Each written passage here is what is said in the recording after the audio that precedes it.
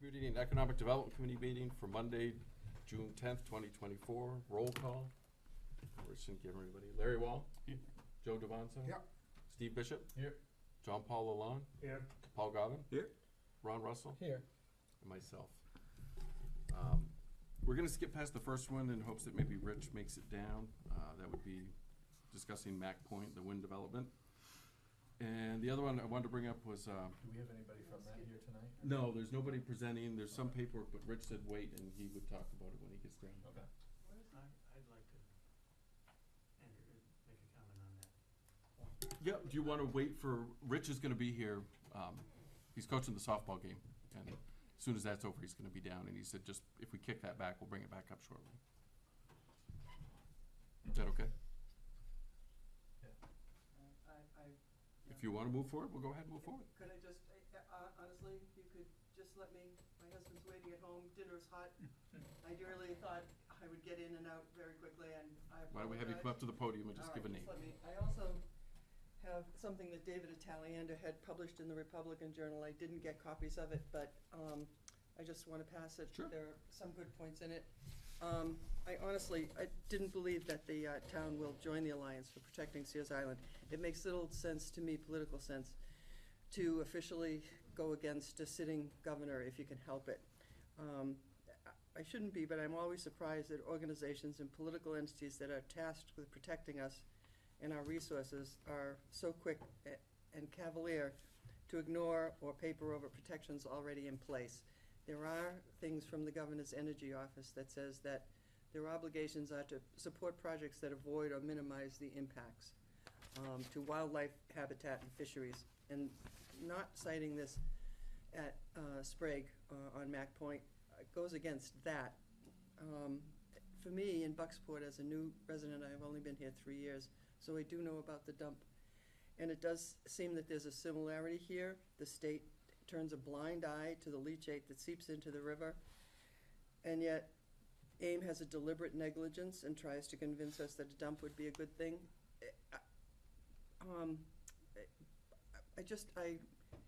It doesn't make sense to me as just a normal person to despoil someplace that has bird habitat and eelgrass and a lot of other things that help our environment, especially where David Italiander's piece says that this was all well and good and at the front of development in 2009, but it's lost its time, that there are places in the world that have tried this and have failed. So if you can read that, that would be. Thank you for listening to me, and honestly, my husband will be very happy to see me home. Okay. Thank you, thank you. Ralph, thanks. You want to come up, Ralph? So my name is Ralph Chapman, and as some of you know, I at one time was in the legislature. What you may not know when I want to introduce myself on this point is that my other large career area was as a research scientist. Now, scientists deal with facts and ask questions. Politicians deal with opinions and provide answers. The cultures are very different. They clash. They don't mix. Less than 2% of our citizen legislature had scientists in it when I was there. An even lower percentage of scientists in Maine run for public office. They tend not to talk to each other, the cultural differences. I wanted to bring that up because I also worked as a consultant for the wind power industry. I worked for a Maine wind power developer. I want you to know that before I make my recommendations. I have 2 recommendations I want to make for your consideration in answer to the question that Ms. Economy had brought up before the town council at their last meeting.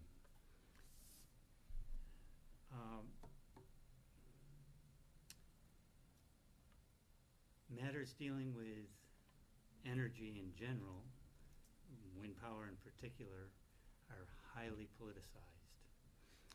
And it's a frustration for me as both a scientist and someone who's worked in the industry to have to deal with the politics of it in the legislature.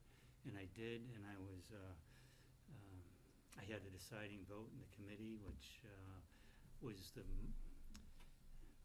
I'm still surprised at the level of pressure that was attempted to be put on me to change my vote. It was a very highly politicized issue. The governor's office came in on it. The Senate President's office came in on it, as well as the House leadership on both sides came in on it. As I say, I had the deciding vote. I decided to vote against an unnecessary state subsidy to the wind power industry because I knew how the industry worked, knew that it was an unnecessary subsidy. And having voted that way, that forced the parties to negotiate, and the wind power industry and the rural citizens negotiated an agreement which the legislature then passed on that particular topic. Therefore, because it's so highly politicized and the town council represents everyone in town, which includes a wide range of opinions, whether they're based in fact or not, I think that it's wise not to publicly state something that's not within the town borders, that uses the words wind power, floating wind turbines, wind port, because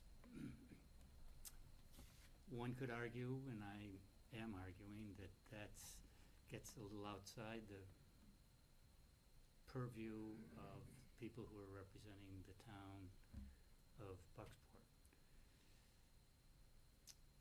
You will have to deal with that type of issue and the political harangue that might pertain if there were a proposal for a wind installation in the town of Bucksport. And as you may know, right at the moment there's a moratorium on energy generation development in the town, or maybe it's not active anymore, but there's an ordinance being crafted to try and deal with energy infrastructure to accommodate the changes in the nature of energy generation infrastructure.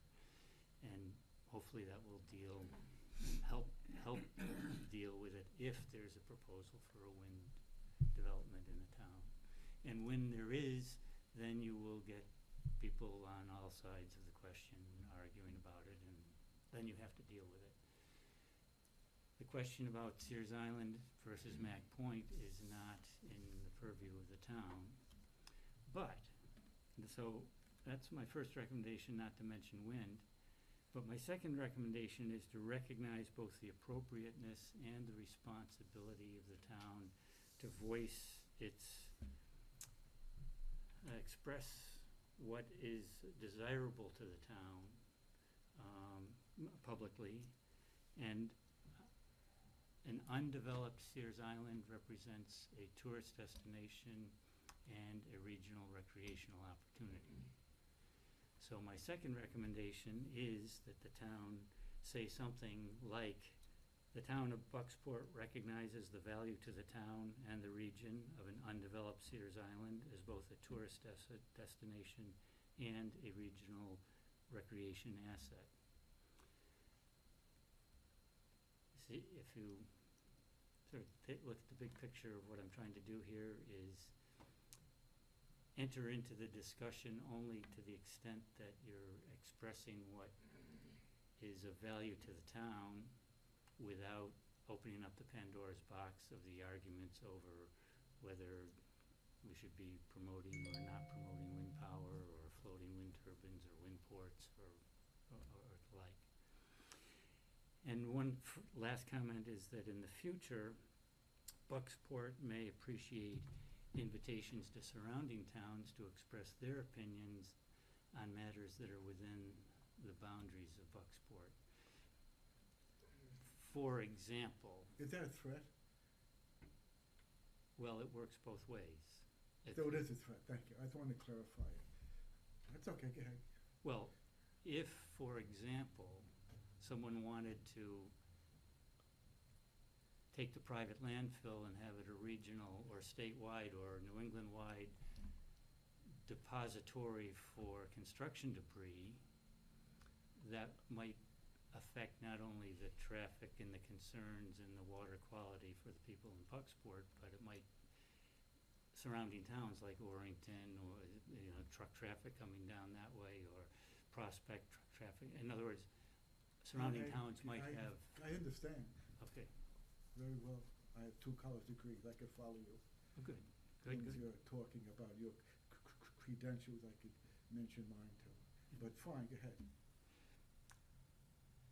When I say it works both ways, if something that Bucksport did not want, but the surrounding towns did want, of course, then Bucksport might not want the surrounding towns to voice their opinions in support of something that the town here did not want. But my point is that the town is part of a region. There are regional concerns in the town that can include a tourist destination and recreation opportunities. And that's what I would recommend if you are to make any statement, that you focus on that. Thank you. Thanks, Ralph. Anything from the committee? No comment on that subject right now until we hear Rich's presentation. Okay, we can table it for now and come back to it with, Yep. with Rich. The other item that was for a discussion was short-term rentals. We did enact a ordinance early in the spring, but we're gonna get back into it in July about some parameters, and I wanted to give people an opportunity to at least get familiar with it, and if there was any dialogue to present. I did get a few people, Jill Charinard and another couple up the river, that they both made some comments that I'll provide to Rich, but I just wanted to present an opportunity if anybody had anything to add to that. Jack, do you have anything? I could have a lot, but I guess I'm. That'd be great, thank you.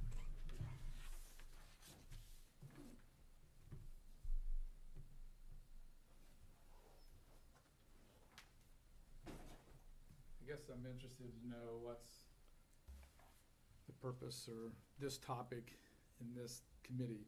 And I was hoping to get some kind- input from. Kind of how that goes up the ladder, I suppose, to the council, right? I mean, what our options here are to make a recommendation if there was, something the committee felt warranted a recommendation to the council, yeah. Yeah, okay, all right. But that doesn't mean I wouldn't discourage you from coming back next month when we talk about it in committee too. Yeah, no, I'll do that too if you'd like. I'd probably like to do that. I think the big topic at the council meeting back in April was the kind of the quota aspect, which was removed, so the ordinance was adopted minus that. Yep. And as I understood it, we're gonna go back and reconsider that and see how to bring that into being, if at all, right, through the summer, okay. And so, I had a bunch of questions in April, things like how was the ordinance drafted, what are the goals and objectives, is the ordinance based upon data or findings from a Bucksport-based housing study, how do we get here, right, and what are we trying to accomplish? And my big question was, what is the evidence that this STR ordinance will increase affordable long-term rentals in Bucksport? Because that's what I understood to be the primary objective, is that we're concerned that too much STR is going to be bad for our long-term rentals, right? Affordable I would agree. housing, if you will, right? Yep. So, and when we talk of affordable housing, it's not subsidized. So this is market rate affordable housing. Yep. I learned there's an acronym for that, NOAH, naturally occurring affordable housing. Did not know that before. I didn't either. Not the ARC, but no. What I would encourage you, here, I'll hand these out. I printed a bunch off. Didn't really know what was gonna transpire tonight, so if you wanna take one and pass it on.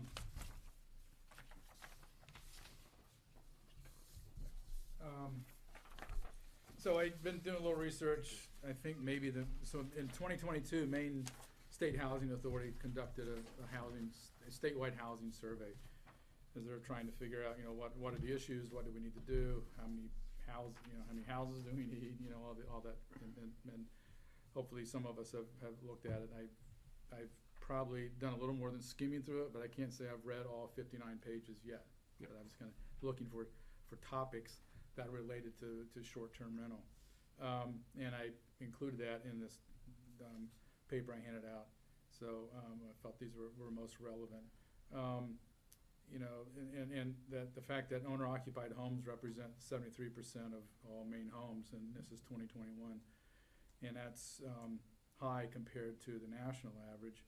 And then the rental stock of single-family homes, with single-family homes making up 61% of rental homes, and that's nearly twice what the national average is, like 33%. So those are significant numbers, and I think if we look at Bucksport, it's probably not too different. I would agree. It's anecdotal, I don't really know, but I think we'd probably could mostly agree that most of the rental opportunities in Bucksport are single-family homes. Not a lot of multifamily, I believe, outside of subsidized, Yes. right? Yeah. Okay, all right. So that leads me to, well, the whole idea that there would be limits on how many short-term rentals you are allowed, depending upon how many units are in a multifamily project, You mean as was proposed? as was proposed, Yep. right? Again, I'm assuming, or my understanding is that that's gonna be considered, reconsidered, Yep. further considered for adoption. Yep. So I have, under my suggestions here, I got a few things that you might consider. First of all, I don't know that quotas in the way that they're presented are necessary or even relevant, if they're fact-based or not. I think it's maybe a reaction to a fear that may not be well-founded.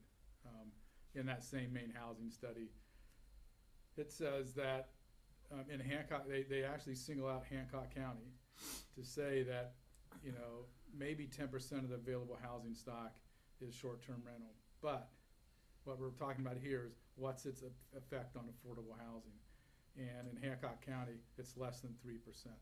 So, and I think if that's to be believed, we got to remember what's in Hancock County, and Mount Desert Island, Bar Harbor. So those numbers, if you took them out of the mix, it's much lower than 3%. Sure. So so what I'm getting to is I really question the need to impose those kind of standards or those quotas. Yep. And we could just look at anecdotally what's going on here, in town. We know of some projects, one on the corner of Central and Franklin, and if those buildings weren't empty before, they were in pretty rough shape, right? Agreed. And so because of the short-term rental opportunities from a revenue standpoint, that's allowing those buildings to be rehabilitated and actually improve the housing stock. Same with Ron's project. And what I'm doing is that wouldn't exist. Right. I'm building two. Yeah, I don't know if everyone knows. So why am I here? You have an interest. So I should have started there. Do we all know, or should I tell that on 147 Main Street, we bought that property 2 years ago, and we were building 2 one-bedroom apartments on the back of that.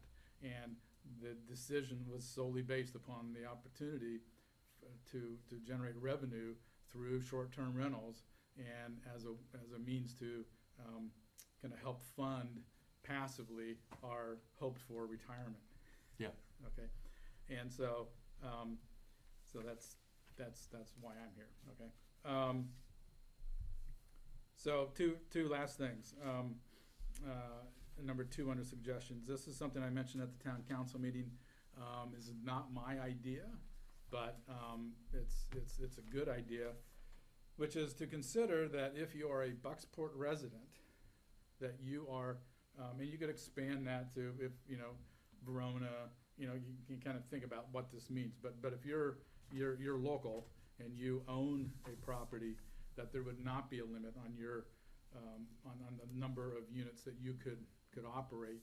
And the rationale behind that is to provide an avenue for for residents to generate revenue locally that will help them stay in their homes as the property values continue to increase and our property taxes continue to increase.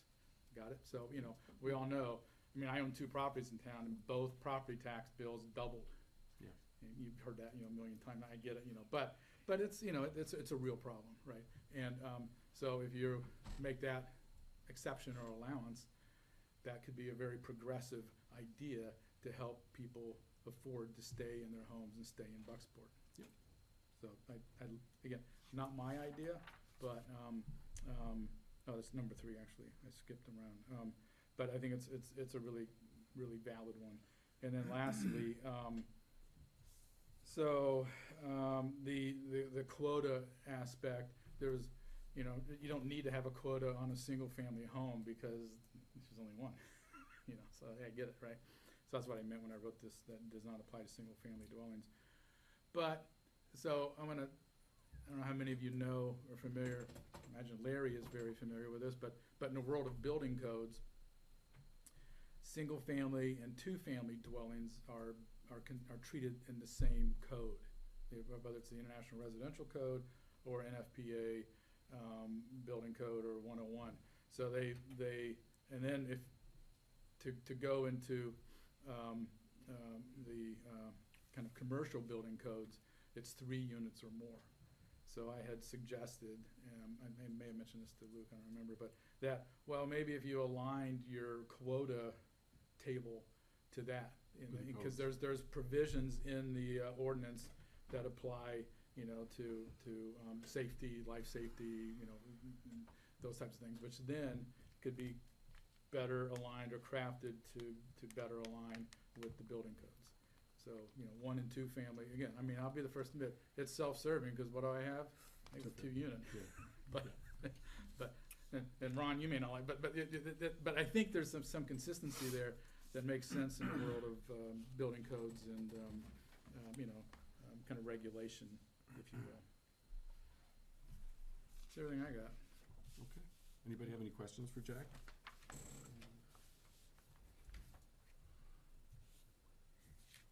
I appreciate you coming down, I know, Yeah. I saw you on the side of the road. Yeah, I haven't, I've been out of town for the last 10, 12 days, and anyway. I wanted to know what you thought, now I do. Yeah, right, so that works. I still have to get the Tracy's anyway. Good, all right.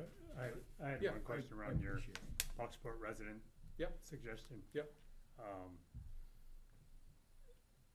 And you clarified it wasn't your suggestion, but is there a requirement of how long you've been a Bucksport resident? I mean, so someone moves into town, next day opens up a couple short-term rentals. Is they a Bucksport resident that you're targeting here, or? Yeah, well, maybe you could say Bingham's lived here more than 30 years, then no. No, I don't. That, you know, that is, that's fodder for, you know, people to make those kind of rules. I don't know, right? What it would do is, you know, perhaps discourage those from elsewhere, which I know has been expressed as a concern, you know. in town, I think so. the concern was around you know, having owners who are not in the area. And Well, that's the other thing, right? You know, so you have, there's a distinction between owner-occupied and non-owner-occupied. So I think, you know, the value to that is if you are maintaining a residence in town, it's a lot better than if you're not. Correct. You know, right? I mean, I've thought of that, you know, our neighbor down there is Andy, and, you know, we're longtime good friends, and like, you know, I'm very sensitive to that, so I wanna make sure. But it's easy for me, cause I'm like a mile away. Right. Yeah. If I live Yeah, there are advantages somewhere to else, having right, the so owners there's, be. there's that aspect as well. I mean, there's a huge difference between me buying a property and living in New York. And and me buying a property that I live in and I'm renting out to. I would agree. If I'm living in it, I'm a resident, regardless of how long I've lived here. It doesn't mean, I've lived here darn near all my life, like probably most in here, but I'm not a quote-unquote true Bucksportian, I guess, because, you know, I didn't go to kindergarten here. Yeah. But I've been here since I was in the 2nd grade, or 3rd grade, right? That doesn't count. But I mean, but so, I mean, I think I understand what you mean, but if someone lives here and then they're renting out to Airbnb, they are a resident, Yeah, it'd be tough to right? differentiate that. And I've had, Yeah. I mean, I've had a lot of conversation on this, and I think I know where people are going with their, you know, Bar Harbor's a different animal, right? Ellsworth is close enough, Trenton, and those things, they're a different animal, right? The companies that are in Bar Harbor, you know, I know a company that's in Bar Harbor that has 8 to 10 Airbnbs, okay? They've also been in Bar Harbor for over 30 years and have spent tens of millions of dollars in Bar Harbor, okay? Tens of millions, and own 4 of the nicest hotels down there, okay? We're not gonna be Bar Harbor, ever, as long as any of us are breathing, and probably well past that. So and I can't remember the guy's name, right? We had a gentleman come in here last council meeting that we talked, and he talked about, and this doesn't apply to the place he has, and I can't remember. I tried to remember, and I think it's the old Alex. seminary. Oh, Is yeah. it? He lives in Oh, the yeah, Stockford the old, school. Masonic Hall. Masonic Hall. Yeah. And he had talked about Airbnbs kind of hitting a ceiling and leveling, right? And we've had a conversation. We want people to come here, right? That's the whole thing, is we want people to come, right? Right now, we have hotel up the road. We have 2. Yes, that's right. Oh, wait. Not the third one. No, not the third one. It is kind of polished right now. I drove by it the other day, on the outside. Right. But we have 2. That's it. Yep. Right? That is it. And in order to, you know, the whole adage, you know, you build them, they will come, or you build it, they will come type of thing. And as long as I remember, you know, we talk about affordable housing or housing, and you know, I had this conversation. As long as I've lived here, we've never really had it, right? We don't have the footprint to really have it. I talked about, I remember an apartment I lived at when I was in the 3rd grade. It's no longer, right? And it really wasn't much when I lived in it, but you know, I commended you that you have one of the best apartment buildings, okay, that up on top of the hill. That is beautiful, right? And we were gonna tear it down, okay? And it's beautiful, right? But you have a lot into that building, right? And it's just not affordable for people to do that and make that. And if you can put what you're putting into your buildings, I thought your building was a house, okay? I've driven by that 100,000 times, and I thought it was a house. Didn't know it was 3 apartments. So, I mean, I'm one, and I love the regulations, safety, you know, and all of that. And I'm just hard pressed on this, the numbers game right now, presently as we speak, you know. And I'm glad that we enacted, personally, and this is just me speaking, I'm glad we enacted all of the restrictions, and I would love for us to say, you know, I didn't know you had so many of them up by your house. Yeah. And I would love for us to get them all on the books. Right. You know, which ones we have, because I think then we could sit down and say, all right, do we have too many? Or do we have to put a number to a game? Or, right, because no one knows how many we have, right? No one knows how many there are in Bucksport. You know, today there could be 50. You know, tomorrow I have a basement that I could, we just don't know. And to say that they're hurting, or that no one knows. And that's the hard part. Yep. And right now, we've enacted something that I think will help. until you know. I mean, people are afraid of someone from out of town coming in and buying all these properties. And I don't know. I mean, yeah, it happened in Bar Harbor. Yeah.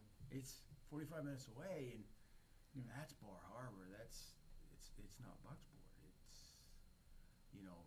Have we really looked at what's happening in communities just like ours, right?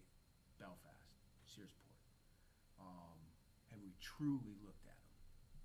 Well, I think to your point, I mean, You know. getting an accurate number is a starting We point. need an accurate number to actually say, all right, yeah, we do it. Half our population's Airbnbs, or that's an exaggeration, but that's just my opinion. But if we want people to come here, we have to have something for them to come to. And if we had, it'd be one thing if interest rates weren't through the roof, so people could revamp, regular apartment, affordable housing, or and do things.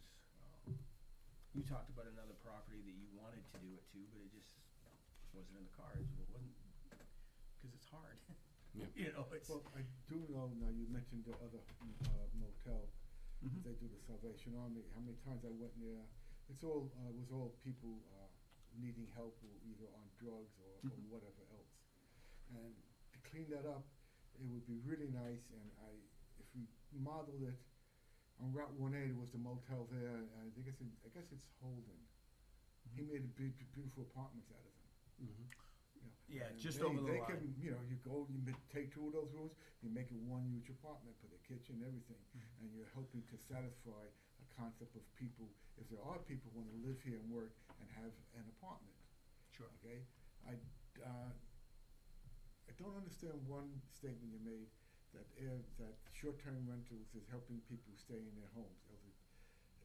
So are you saying they have one house and they're going to rent out short-term? Yeah, I want to so they're clarify gonna that. Move Yeah, out? yeah. I didn't know No. that was happening No. a lot here. Right. Since most people I know who are elderly are not doing that. No. So, one thing, and then kind of go back to where you started. My suggestion is that there's the provision that you don't have to be owner occupied. Like you live in Bucksport, so I live in Bucksport, and I could have as many Airbnbs as I wanted. I don't have to live there, right? Because then I can generate the revenue to help me be able to afford to stay in my house, either from a tax standpoint or not be compelled to sell it to cash out. So then what you're saying though is that person is buying five houses. Wow. Yeah. Well, then how's he gonna have, and that's what my question was, Yeah. unless you're having a house that has 20 bedrooms, you're gonna be buying houses. He's talking about his Correct. specific example where he I'm bought a just building trying and created to two explain, units. You know, Yeah. when you said that elderly people were going to Airbnbs, they could stay in their homes, if they had the money to buy 5 houses, they wouldn't have to do. if Right, they're elderly. no, you don't understand. He's not Yeah. saying Yeah. you It's a build an retirement. Airbnb so that you can live in it. You're building an Airbnb or short-term rental, we won't use Airbnb, Yeah. short-term rental, so that it gives you cash flow Yeah. to be able to stay in the house you're in. Supplemental I mean, income. Exactly. I made the decision I'm gonna mow lawns instead of Yeah. going Sure you short-term rentals. Right. Right. Yeah. And someone else, makes a decision of another way of making sure they have money flow in the retirement years to be able to live the lifestyle they wanna live, where they wanna live. My only question was, you would still need the money to buy houses unless you have a huge house where you're doing it a short-term renter inside of the house you're living in. That's my only question was. Mhm. So if you had the money to buy 5 houses, then why is there a cash flow problem if you didn't have, if you still had I see that? what Unless you're you're saying. buying on a mortgage and using Yep. Airbnb to pay. There's only a question, that's all. Yep. Yeah, and maybe, thinking more about this as we're talking, maybe there is a limit on how many you can have, but you're allowed more than like currently, as written, if you have a 2-unit or a 3-unit, you can only do 1 as an STR. Yeah. So maybe if you're a Bucksport resident, you're allowed to have, I don't know how many, but it makes But, I sense, mean, but there's ways something of- like that, yeah. There's so many ways around that, Jack. You could do an three different LLCs and, Well, there's many ways around. I don't, I yeah. think the town's Be like actually maybe chasing their tail. what for Alex, it. we just won't put a cooking appliance in. Yeah. And then it's not, it's not a quote-unquote dwelling unit, but most people that stay in an Airbnb or a short-term rental probably aren't cooking. Or Not that's typically. not gonna scare too many people away. Correct. Just based on my own experience when we use them, like, I don't know that I can convince With Denise to coffee. cook something when we're on vacation, so that's another matter. I tell you, I use them all the time. Yeah, yeah. I went to Massachusetts last weekend and I rented an Airbnb on a lake. Okay, my whole family went. It's a Instead of different a, concept. I rather use them. We rented a hotel on Lake Lashaway in Massachusetts for a graduation. My whole family went. There was 7 of us. Hmm. It was great. Instead of renting 3 hotel rooms, we rented a house on a lake. It was perfect. Yeah, it's a different way. And we do that when we try. I mean, it's And there are people who doing that, glamping, I know. Yeah, I know 2 people who do and that. we cooked. I mean, it saves Well- money. It's right. I mean, that's what we do it for. But Tongue in cheek. and for like him, I understand what he means by you're able to stay in. It's a retirement, right? Yeah. Instead of going a 403B or a 401K, he's betting his retirement on Yeah. short-term rental, right? Or I have. or whatever. I understand. I understood what you meant. I have. Yeah, thank you. I mean, It's sort of, to me, it's a little simpler. So Bucksport businesses, trade businesses have done well because there's a lot of houses and people need plumbers and electricians and general contractors but, other businesses, retail businesses have struggled. So an Airbnb is a business and it's a business that's viable in Bucksport. But it also, puts pressure on housing stock. The question like Jack asked, and it's successful here. And as Alex said before, to your point, it's like any business. It can saturate and then Yeah, it sort of, right. When's takes care of itself in a way. People get in it, try it, it's not the panacea that they think it is. For numerous reasons, because Totally. it's not at the level that they need to be, or it's not run well, or it's, the same thing with all businesses. But you have this thing about housing stock, and again, the dilemma here in this town is there's a lot of old housing stock that is sitting. It's like, I held on to the one Larry owned at first. It had apartments that shouldn't have been there in the end when they were there because they weren't safe. It was a horrible building, and Larry's a magician at fixing things, and he gave up. He didn't want to because it had some history to it that was connected to some of the other buildings in town, his, I guess. And I didn't really want to give up either, but eventually it's an eyesore, it's, unsafe to have it, and so it's gone. Probably if I had known the one on Central Street had worked, I would have tried to do it and spent a lot of money. But, now what do you do there? You could sell the lot and build a home, or put a couple of apartments, maybe. I mean, it's coming up a little bit. I guess this one over here is gonna start. Yeah. And, his rents were, I think he told us 23 and 2,800, if I remember right. So that's not That's not- market rent, right. but it may be, so Yeah, it may be. it doesn't, I think a lot of times it's, especially in a town like this, it's the affordable housing stock. And they don't compete as much as everybody says, because like that other building, you couldn't make that affordable housing. You couldn't do it. You probably No. couldn't have done the one on Central Street either, because it wasn't very good shape. Yeah, yeah. And The amount of money that they're putting into that, right? And I think, Larry's, he did a good job up there. It's beautiful. It's probably the primo rents in town, and it ought to be. But is it affordable for everybody in town? maybe not. So, but as you said, Mark, there's 200 units Yeah, we're, coming, plus these are market rate, and he'll see how that goes. And 200, up at Oblate, isn't it 200, right? No, 200 townwide. Townwide? Yeah, because you've got, Penquist. you got 340 units with Pankless and 18, so that brings you 138. You have the 14-unit subdivision off of Bucks Mills that the Osbornes are doing. oh yeah. That's right. You have Yeah. the plan here at 27 Main Street, and you have the potential for expansion of Silver Lake Estates. Yep. Which would bring you to your 200 number. Right, That's still so a there's, lot of housing units. there's a lot of Still housing. a lot of housing. So, it's a balance. You gotta figure it out, because those Airbnbs are economic development. I would agree, they go to When Paul restaurants. went to, the lake house, you spent money and you Oh, I didn't. took your family along and you enjoyed I was a that blast. area. It was So super. it's, you sort of gotta be careful, but there's a lot of talk now about second floors on commercial districts. If they're empty, that's housing stock, it can be. So, We're missing that aspect for the most part on Main Street here, second story. I mean, it's, I don't, for me, I don't wanna see us not have stuff for people to come to. And that's just my opinion, but I want us to have safe stuff for people to come to.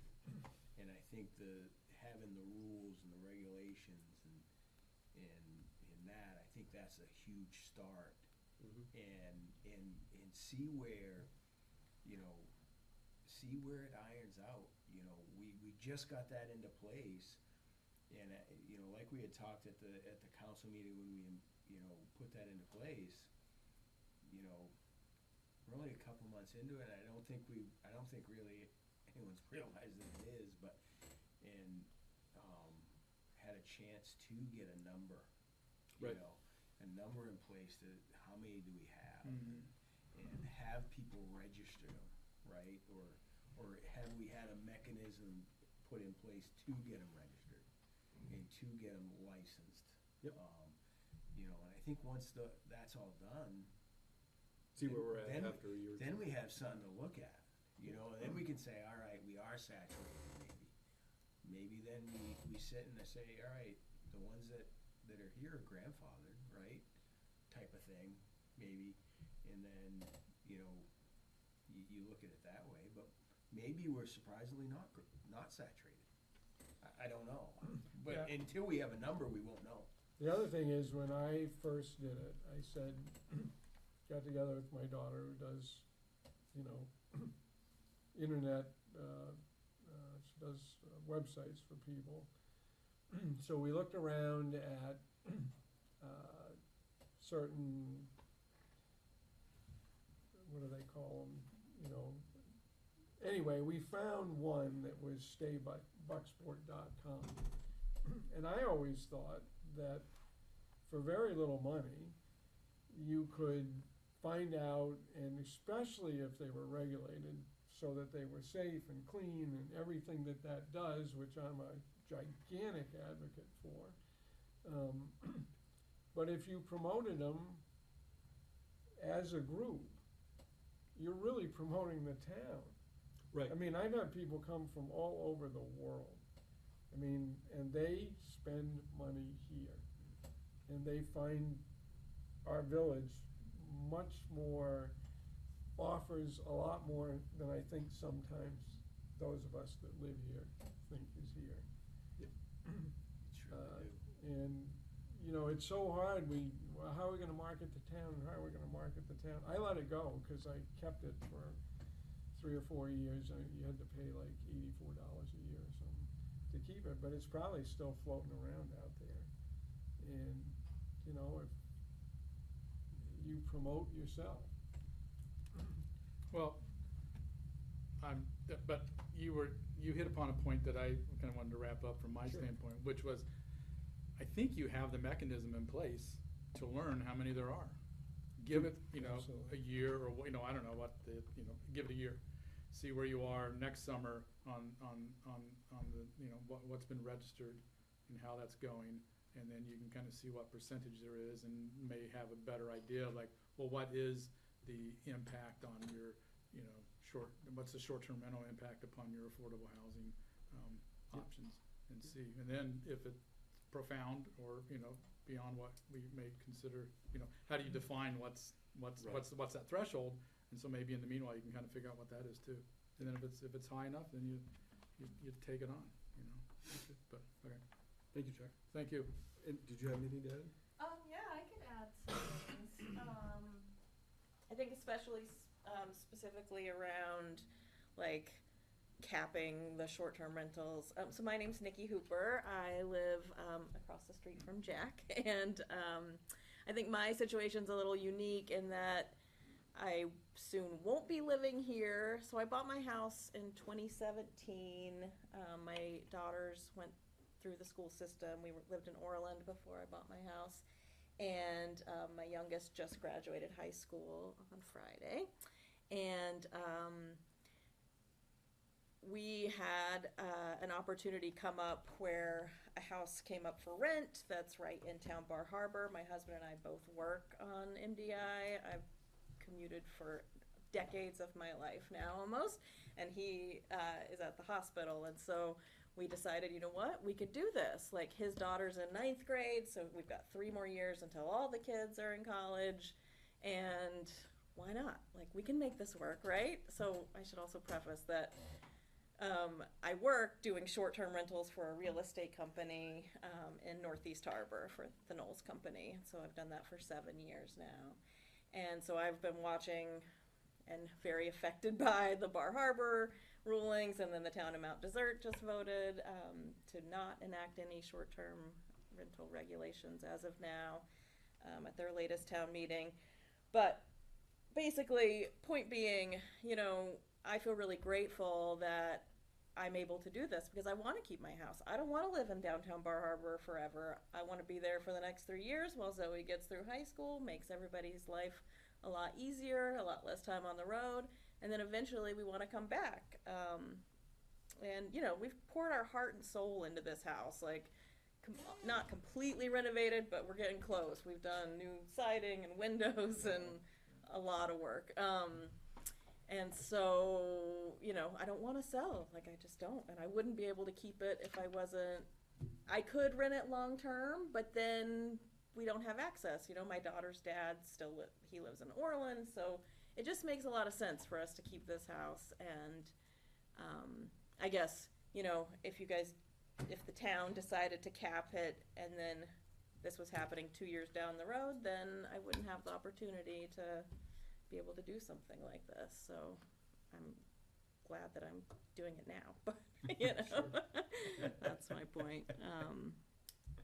Yeah, and I really feel like I do think where things are with Airbnb that there is a saturation point. I mean, we see it we're seeing it this summer especially.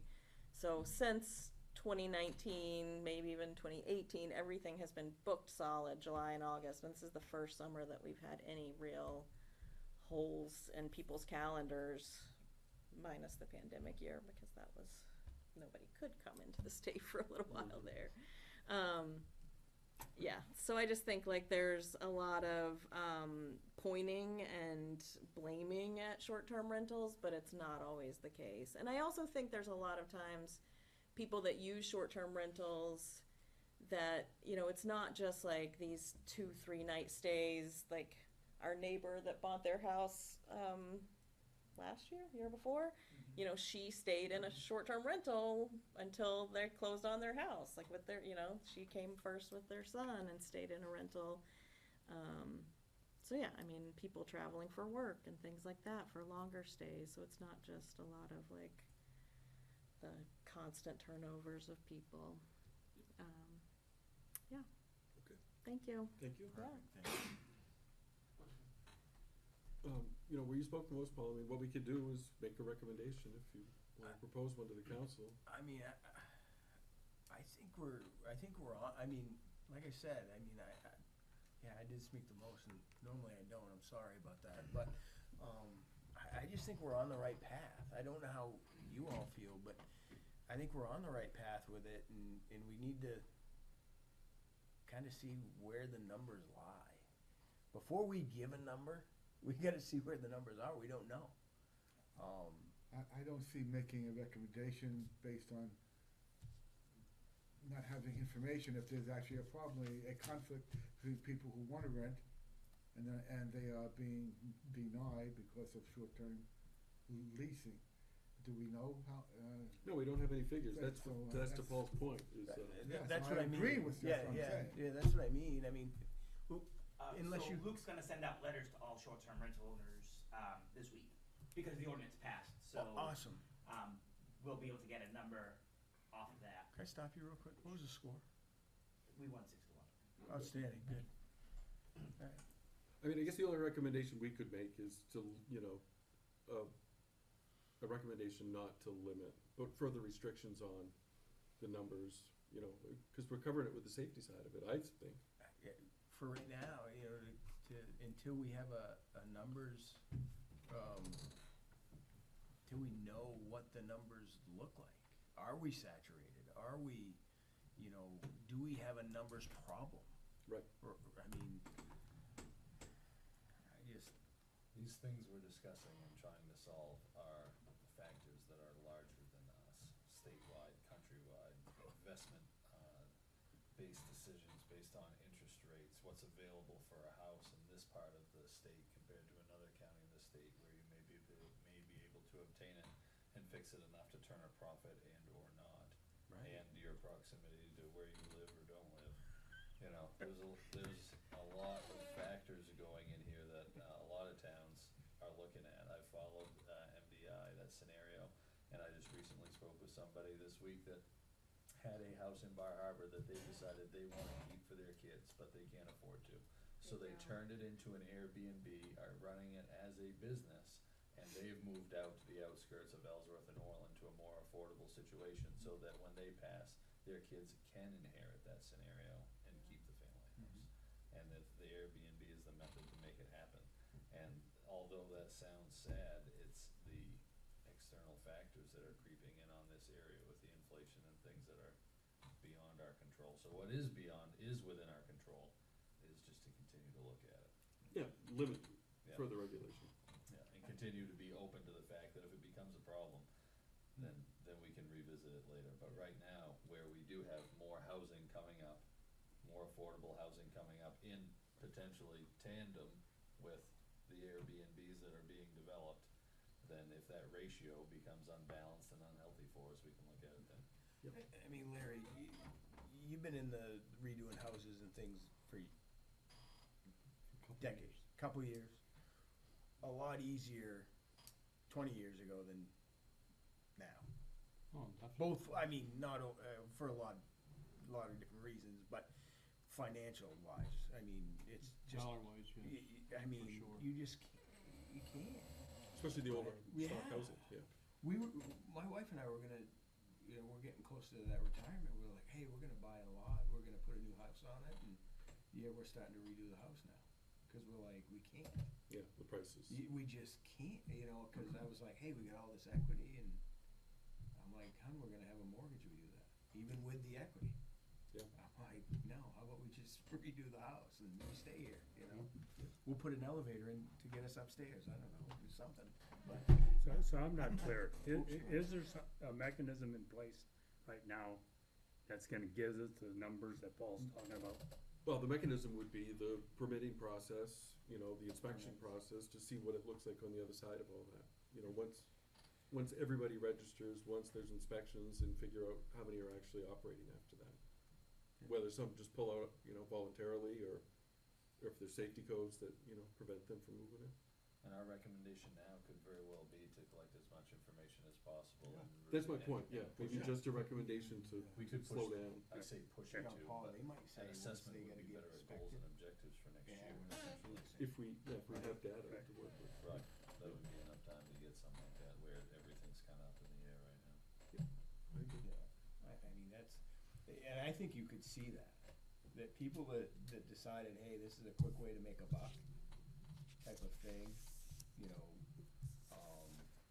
once they have to get permitted, they have to get inspected, The proper insurance. proper insurances, they're gonna, this ain't worth it.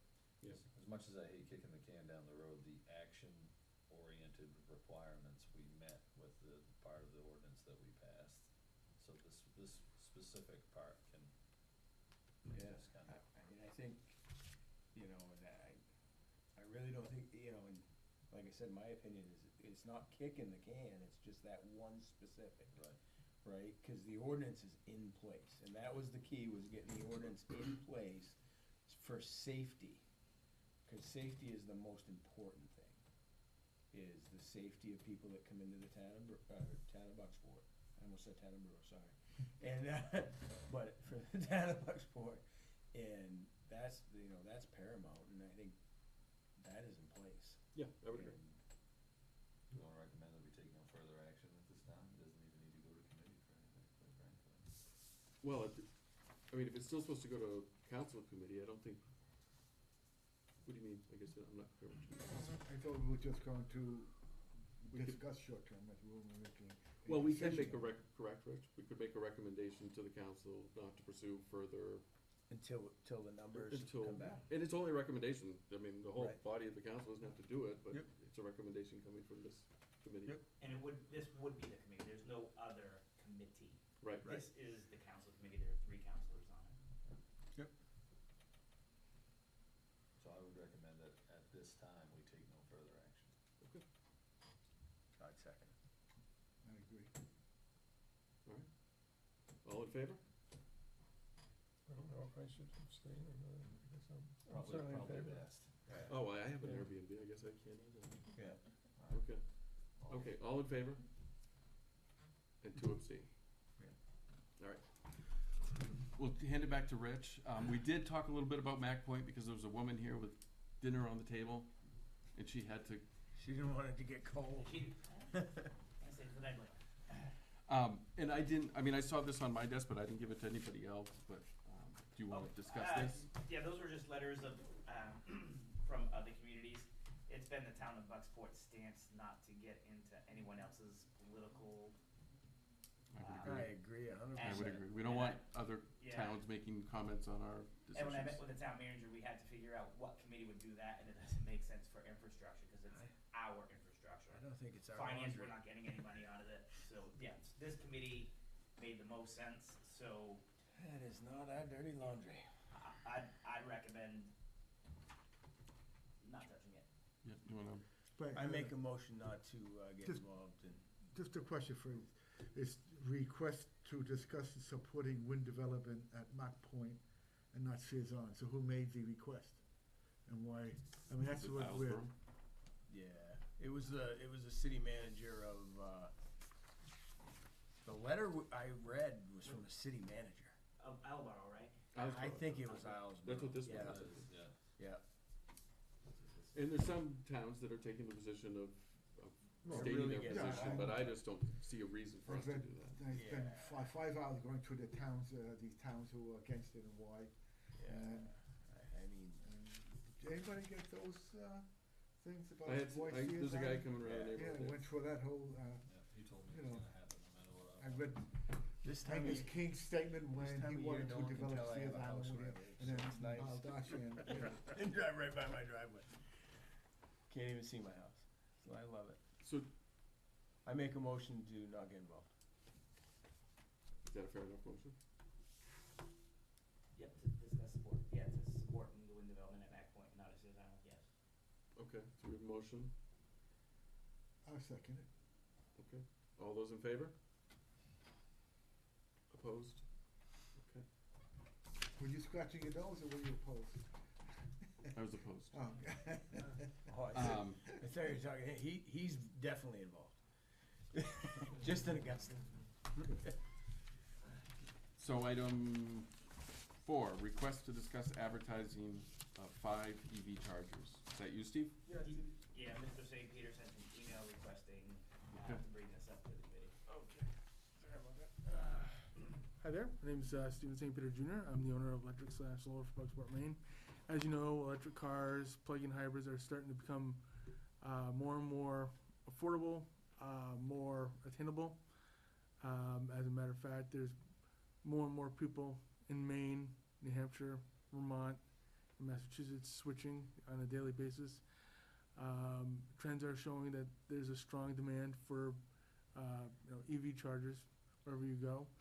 I know that we have 5 chargers, and I've mentioned this before, that we should do like an advertisement saying, come and charge in downtown Bucksport and eat, take a walk on the waterfront. But couldn't we also possibly get the news to do a news story on the chargers and how e-tourism is popular and stuff like that? I don't know. Like Channel 5, Channel 2, maybe Channel 7. Steve, isn't the way to get chargers used to get listed on all the? I have done that before. I've done PlugShare. I've done SnagNap, I think it was called. I did several, but a lot of people don't even know that the chargers are even there. I mean, I've talked to people that have charging, they have cars and stuff, and they didn't know that that was there. So it'd be kind of cool to get some more exposure, maybe on the town site, maybe make a dedicated section of the website showing where all the chargers are and stuff like that, and what you can do when you're charging and stuff like that. Like, let's say, you're charging your car down at Warren's. You can go up to Warren's Waterfront Restaurant, get a bite to eat, and sit on the deck. Or go to the Historical Society. And I just see that this would be a golden opportunity to bring people here instead of Bar Harbor, because it's already saturated with tourists anyway. So I think that Bucksport would be a great place for people to stop and grab a bite to eat and stuff like that. And I think it's a golden opportunity to bring the people here, whether it be through a news story on Channel 5, or to do a advertisement, do a YouTube video, for crying out loud maybe, or make a TikTok, or just something to get people here, because I see the need. I mean, we know that we have people that have electric cars here in town, but there are people that are renting from Hertz and stuff like that, and so it'd be kind of cool to get people here instead of Bar Harbor. I'm just saying. With that, Okay. Thank you, Steve. Well, I think it's,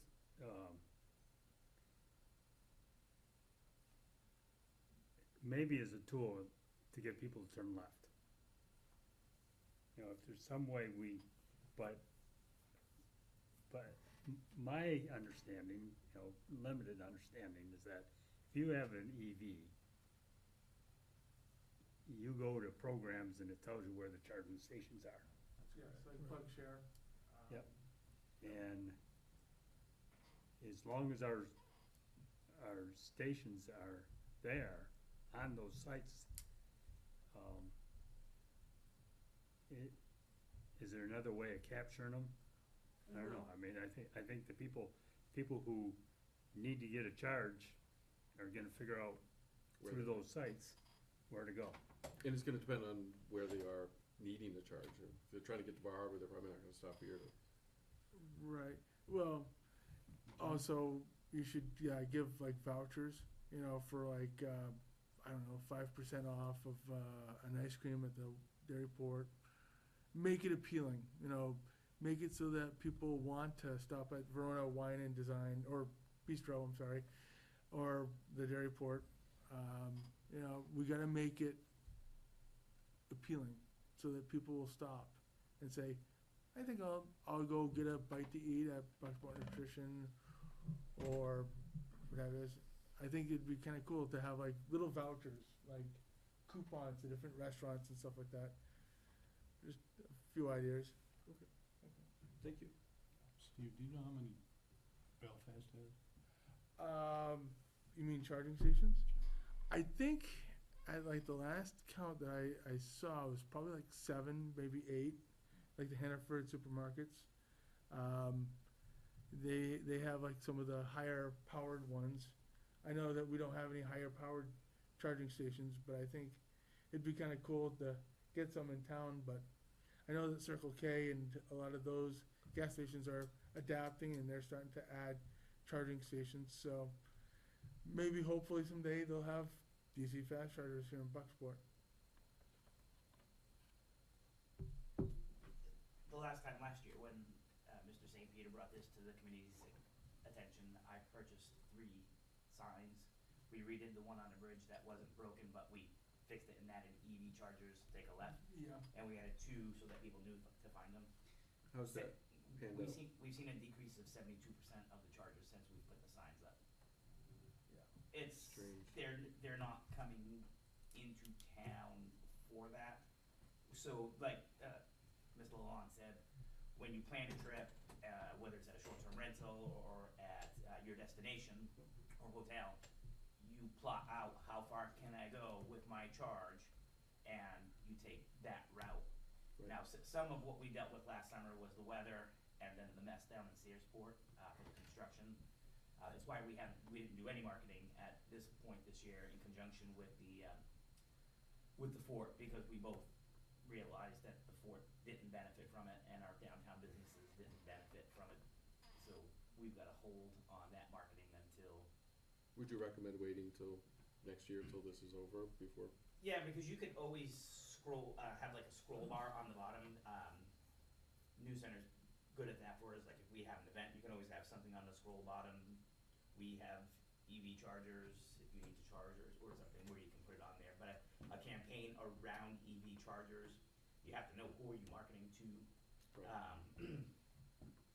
So when we go there, it's something that we can try.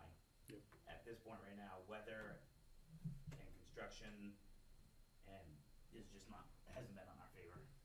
But I had to crunch the numbers in time for this meeting, and we're losing a lot of money on Yeah. these electric vehicle chargers, a lot. So, And the town only owns 2 of them, right. because we have to pay to keep them. Oh, We got a grant for $5,000, and we are upside down on these EV chargers, and we're exceeding electricity, and people aren't charging at the rate that we thought they would. interesting. But,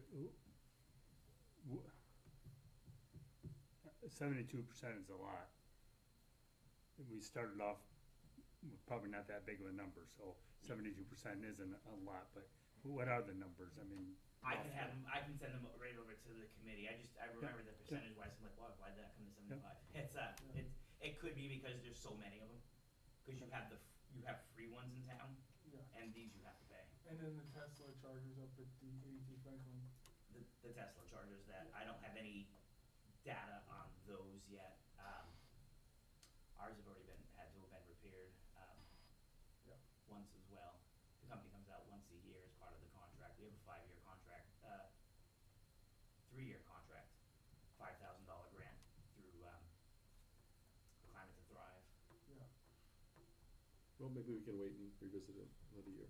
I would rather get right on it because the time is to right now because more and more people are buying them and renting them. So the faster we get notification that, hey, Bucksport is a great place to shop and dine and charge your car, this would be the opportune time. So what's your business, Steve? What's the name of your business? Well, it's not a business. It's Well, you said it was a business. I don't. Well, You said you owned something. I own the EV chapter that advocates for electric cars, sustainability, and just all around being good to Mother Earth. Electric/solar for Bucksport, Maine on Facebook. Okay, so does that chapter have advertising powers or a budget that it works with? I don't. I do it for free. Whenever I can, I try to promote the chargers. I mean, I'm just one person, but it would be kind of cool to get that exposure.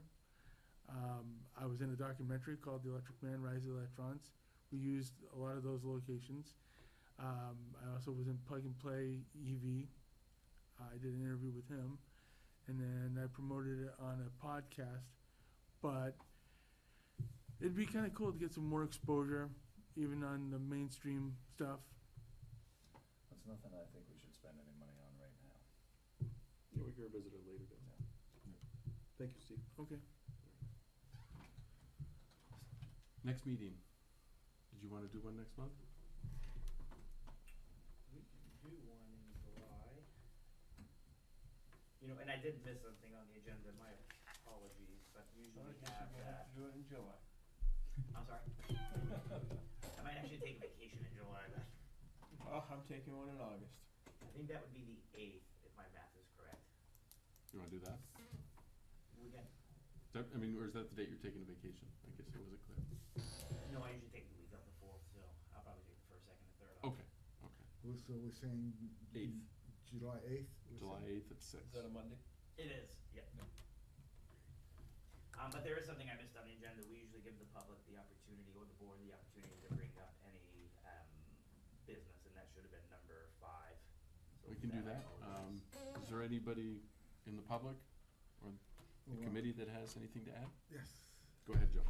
Sorry, when I did go to speak to the fellow who owns that family entertainment unit over by Belfast, as they're going in before the bridge, and it's always packed with fathers and their kids and people in there to see if he was interested in coming to Bucksport and be taking over where the pet food was, you know.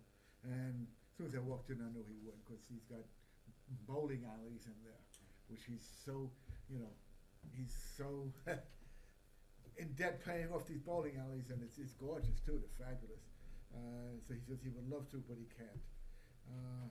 Also, I was in Blue Hill. Has anybody been down there lately? Mm-hmm.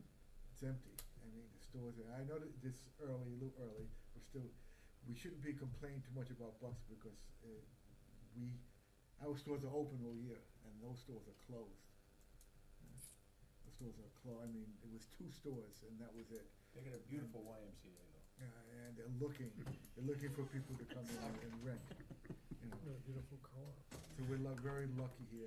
And I think if we could, Bacchus gives them some more support and get some more music, I think the town would pick up just right there. You know, 'cause you'd be drawing people in, you know, and, We're working on it. yeah. Can always speak to that fellow who runs the Surrey Arts and Theater down in Surrey. He has a lot of acts, and they may wanna go from there to here. Mhm.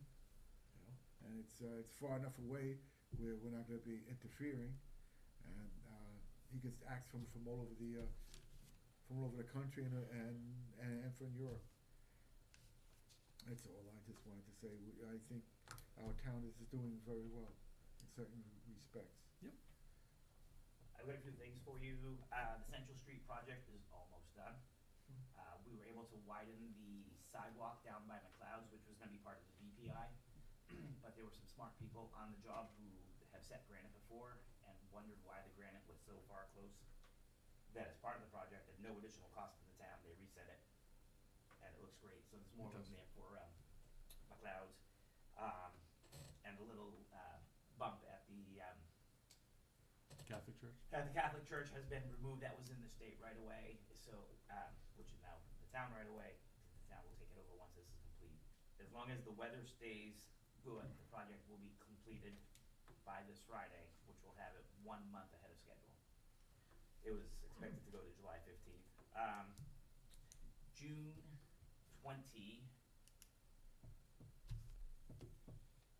22nd, I'm gonna do an open house for the Bucksport Trading Post on US Route 1. If you haven't had a chance to stop by yet, I recommend it. She's a wonderful lady. She moved here. She worked for the 911 call center out in Milwaukee, Wisconsin, had a house in Florida. She bought David Grant's old property, Landmark Realty, Yeah. and she's done a great job. Kind of similar to what Catherine James tried to do at the Lighthouse Art Center with artisans, but all of her folks are throughout the state of Maine. And just for the short time I was there on her opening day, she had 5 people there at the same time. So we're gonna do a ribbon cutting and everything on that Saturday. for What time her. is that? The 22nd. No, what time? Oh, Sorry. 1 o'clock, because we Oh, have, there's a lot of 1 o'clock things going on. there's a lot of things going on that morning. So it's the Tour de Lock race and the Grand Fondo Hincapie. So the earliest I could get out of everything was 1 o'clock. So I'll June maybe be to see- 22nd? June 22nd, yeah. Isn't that the That's day Bob that, Carmichael's. Bob Carmichael's service, and there's the Daughters of the American Revolution Right. are doing Yeah, a we're doing, festival. that's 2:30, Right, but yes, you're right that, Bob There's a lot of Carmichael's. traffic in town for it. Yes, there will be lots of traffic, I think. Okay, thank you. Where's he being buried? And It's just a memorial. it's Just a memorial memorial. service. Do we know what time the service is at? Well, I thought one. Is it one, It's yeah. at 1. And we may be having a new church in I think Russian Orthodox congregation bought the old North Bucksport Methodist Church. Don't know it's closed. Well, I don't know whether it's Russian Orthodox, but they bought it. Don't know. Wow. You know, Tomorrow's, election day. Tomorrow's election day. Everybody should vote. BPI is on that, your school budget is on that, so yes, if you are a registered voter in the state of Tomorrow's Maine, election day. please vote. The polls are open 7 to 8, 7? 7 a.m. You can get there, Paul. I drop my dogs off at 7. And Supposed if to be you- work at 7. If you're looking for something to do after you vote, I'd highly recommend driving to the University of Maine at Orono. That's at 7 tomorrow night, isn't it? The girls play at 4:30, the boys play at 7 at night, so you can double dip, watch us both. Oh, interesting. Okay. I haven't been to a baseball game since my son was 23. Wow. And that was in Florida, so probably not. They're an exciting team. They just knocked off #1 on the brand new Hedrick Field up in Brewer. I saw that. I actually talked to a guy yesterday. He said Gavin pitched a game of a lifetime. We're one hitter against the #1 seed. Yeah. We've got some some business activity I know haven't updated, like I said, so we have another business going into the, it hasn't been finalized yet, but it's knocking on the door, so I think everything's almost done, but where the Friars were located, so another restaurant going in there. So, it's been a while. Yeah. It's been a lot of work, but we've made headway, and I think Okay. there'll be an announcement coming shortly. Excellent. You know, Anything on what Rosen? kind of food? Nothing on Rosen? Gosh. I know, Gosh but food? I don't. Sorry. Never heard of Gosh food. My brain is mush right now. I'll send that to you. I'll send you information on that as well. I tell you, you want to, anyone like barbecue, like smoked stuff? barbecue. The one at the old Goslins? Yeah, I've been there a few times. That's good. Oh my, Yeah. it's good. don't go across the street. Hey, come on. You don't like Southern Spoon? I do. We'll be I like talking Southern about Spoon food. too. How can you say By that? 7:30, no one's at I don't dinner like yet. his southern food. It was terrible. Yeah, I had one. The service was terrible. I Yeah. couldn't get away to get out of They're there. hardly open. Alright. All right. Let's, No we'll development wrap on this. the old bank? Oh, yeah. Nothing you can talk about. That's got a NDA on it, so unfortunately I can't disclose that. This came up early in the meeting. 27 Main. Do you know when they're going to start? I couldn't remember. It's with engineers right now.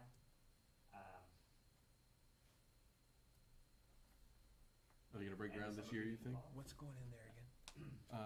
Two commercial spaces and some living quarters. Yeah. Was it? Nice. Yeah. Who mowed the grass there? They did. They did? We've been shorthanded. I just now have staff on the waterfront. Ron Gross is able to do bathrooms and some marketing flowers. Or is All right.